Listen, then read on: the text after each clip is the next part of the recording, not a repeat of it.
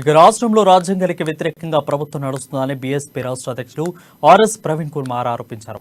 ముఖ్యమంత్రి కేసీఆర్ పోలీసు అధికారులను నమ్ముకొని పాలన నడిపిస్తున్నారని ఆయన మండిపడ్డారు.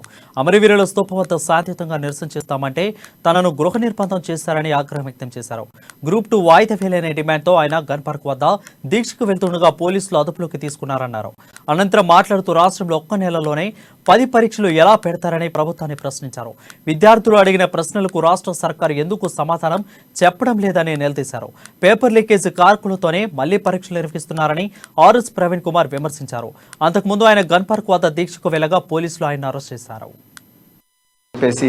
చెప్పడం జరిగింది.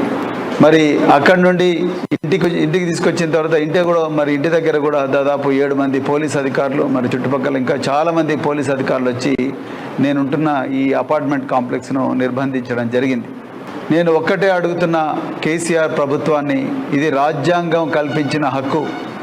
రాజ్యాంగం ఆర్టికల్ 19 క్లాజ్ 1 ప్రకారం మరి ఏ పౌరుడైనా తనకు బాధ ఉంటే, పౌరులైనా తమకు బాధ ఉంటే వాళ్ళ బాధను పీస్ఫుల్గా వేరే వాళ్ళకి ఇబ్బంది కలిగించకుండా చెప్పుకునే హక్కు రాజ్యాంగం ఇచ్చింది. కానీ అలా కేసీఆర్ అసలు ఆయనకు రాజ్యాంగం ఉన్నట్టుగానే మరి కనిపిస్తలేదు.